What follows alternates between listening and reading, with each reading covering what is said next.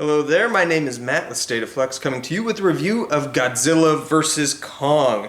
This is Legendary's fourth outing with the giant monsters universe that they have been exploring.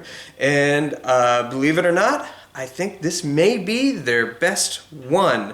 Admittedly, that might not be saying a lot. But right off the bat, I enjoyed this film. This is the two biggest titans of giant monster movies from US and Japan respectively, coming to duke it out in this American remake of the I think it was 1965 film King Kong vs. Godzilla.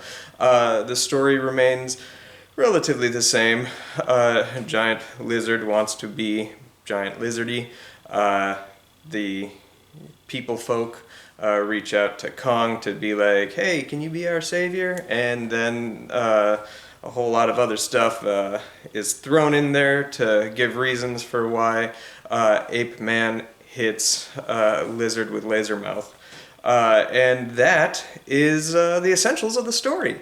It's a simple film, but boy does it deliver on the action. I think the action in this film is the best of the four movies. To give you a little bit of context where I'm coming at from that standpoint, I'm a big fan of giant monster movies in general.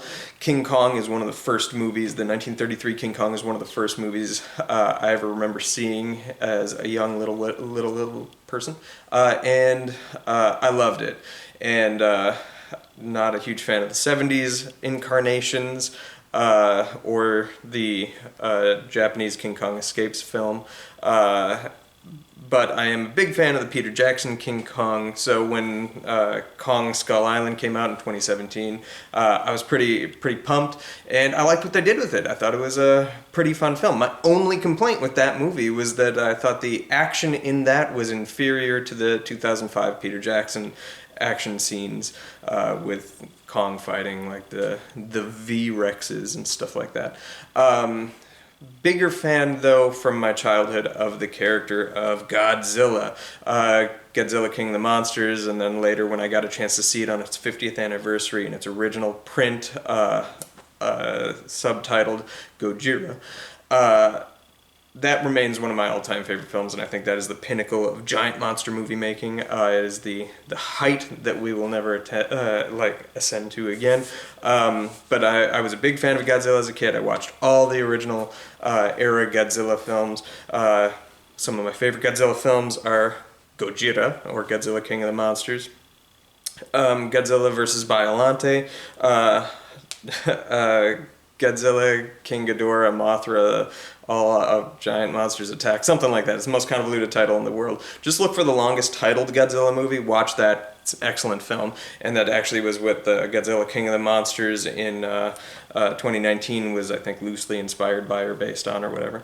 So those are my three favorite original kind of era Godzilla movies. I think that last one is later era.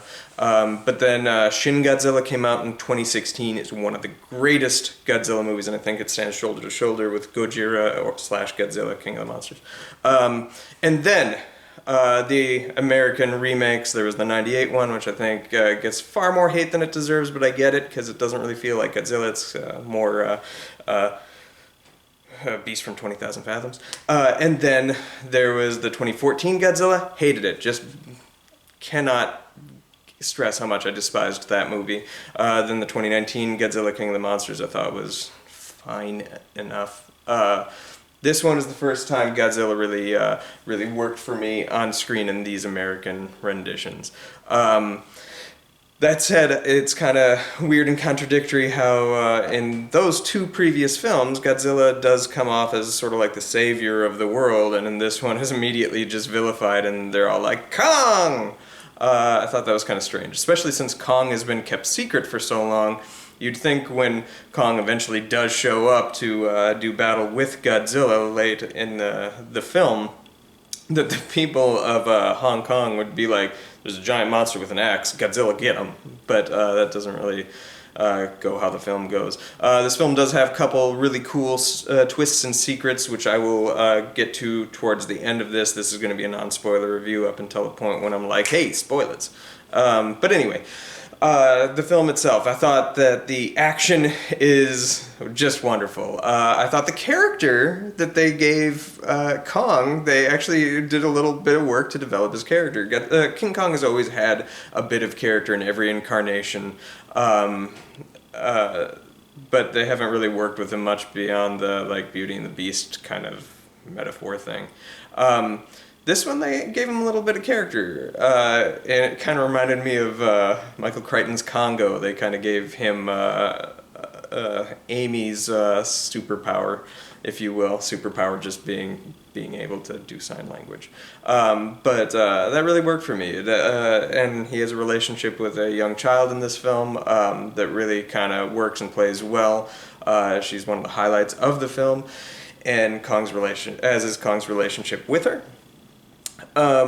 There's a lot of work done to beef up the human element of the film. I think Kong Skull Island had interesting and dynamic characters. They were all like cardboard, but you had such amazing actors in those roles that it was the best, sturdiest cardboard out there.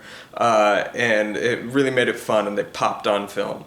The same cannot be said for the other two Godzilla movies in this franchise.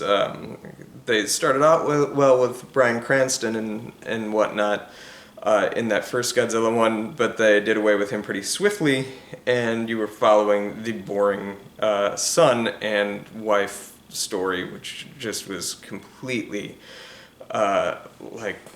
just so boring. And they didn't really capitalize on getting interesting human characters in Godzilla King of the Monsters, its sequel. That said, I think the characters in this worked well. The Kong characters worked better than the Godzilla characters, but the Godzilla characters did actually have like moments of humor. The jokes mostly landed, especially in the last half of the film. So yeah, they did improve on that. I think as far as big, huge spectacle films have gone, this is easily the best since this pandemic started. This is like maybe not as cerebrally massaging as Tenet or Wonder Woman or any of those movies were. However, if you're there to see giant monsters fight, this delivers on that and is inarguably fun. Especially if you're a fan of both of these franchises. There's Easter eggs sprinkled across for people who liked the original King Kong versus Godzilla, but there's also stuff in there for people who like the rest of this franchise, the other three films, as well as little things from both of their respective franchises, Kong and Godzilla, all the way down the line. So I kind of dug that and appreciated that. And I think this is going to be pretty inviting to non-fans. I would say you don't have to see any of the previous three films to go out and enjoy this one and see it on the big screen. This movie is designed to be seen on a big screen, and I actually am looking forward to do that again myself. So yeah, King Kong, Godzilla, duke it out. It's really worth it. I give this film 3. You know what? I'm gonna do it. I was on the edge. I was like, this is definitely better than a 3-star review. It's almost a 3.5 star, but I think I'm gonna do it. If I do 3.25 stars, that's a little like, then I get into waters I don't like. So I'm gonna do it. This is a 3.5 star movie. This is a fun, engaging time, especially if you see it on the big screen. Please go and do that. All right, I'm going to give you a beat here. Boop, boop, boop, boop, boop. Spoiler talk. So, the big spoiler for this film is that it's not only Kong and Godzilla that duke it out. There is also Mechagodzilla.